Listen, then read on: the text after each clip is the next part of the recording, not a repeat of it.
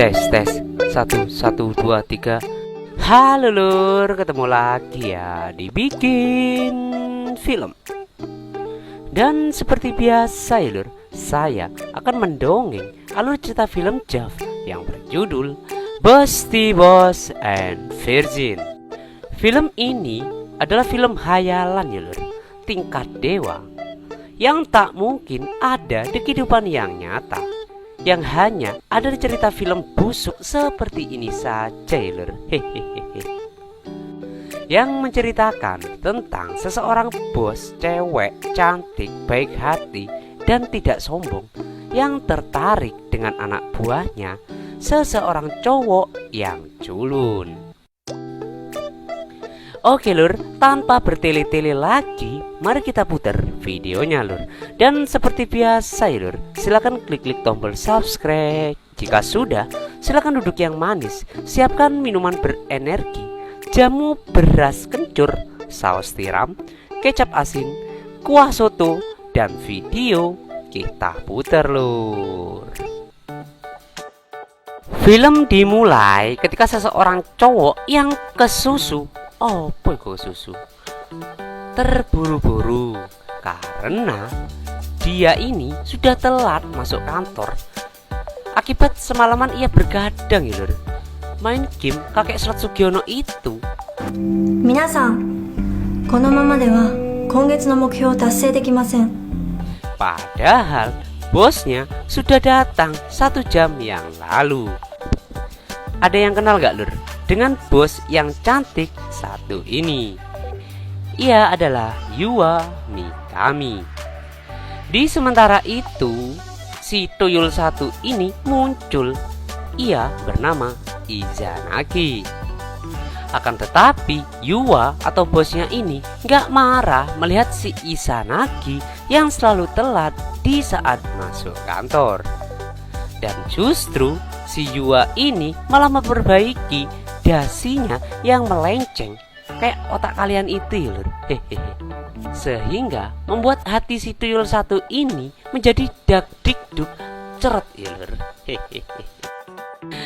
Tak lama kemudian Yua menanyakan ke Izanagi apakah dia sudah memesan kamar hotel yang ia pesan kemarin.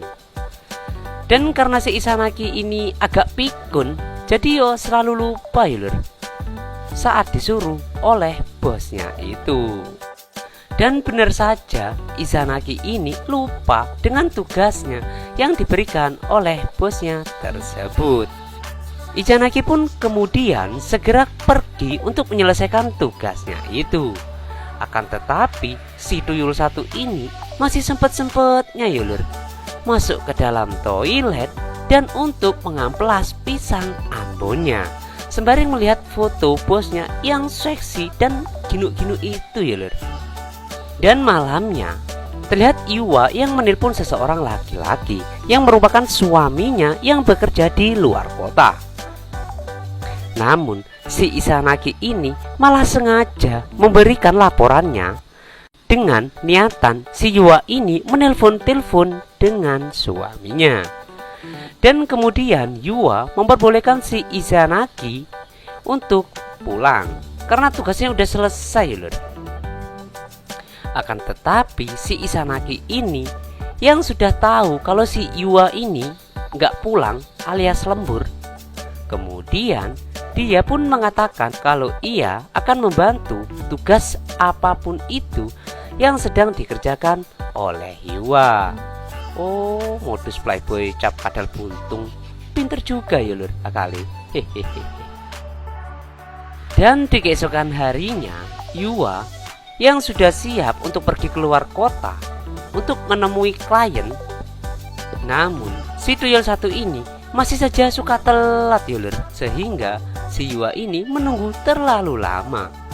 Dan akhirnya mereka ini berangkat untuk menemui tamunya karena perusahaan Yua saat ini sedang mengembangkan produk yaitu pembibitan nyamuk di kamar mandi.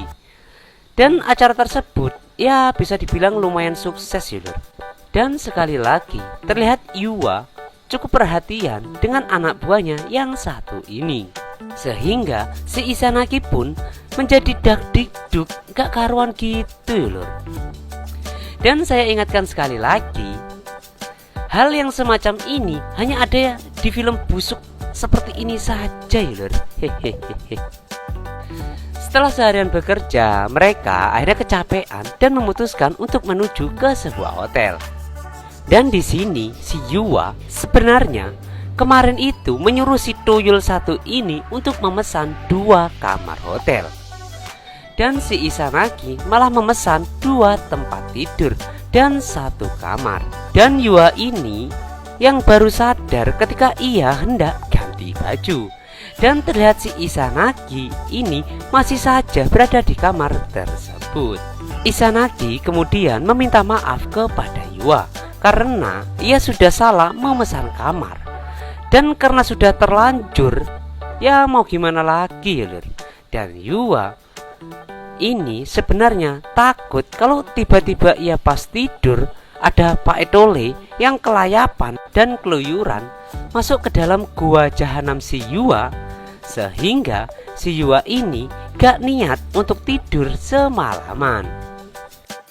Dan menyuruh anak buahnya itu untuk membelikan camilan dan jamu untuk menemaninya mereka begadang semalaman. Di sementara itu, Yuwa kemudian menelpon suaminya dan mengatakan agar suaminya ini segera cepat pulang ya lur. Karena bekang anget Yuwa gak ada yang makan, takutnya basi lur. Emang iso basi ya lur.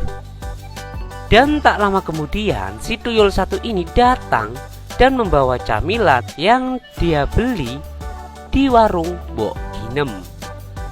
Dan kemudian mereka pun mengobrol ngalor ngidul ngalor, yang pastinya ngobrol soal pekerjaan ya lur.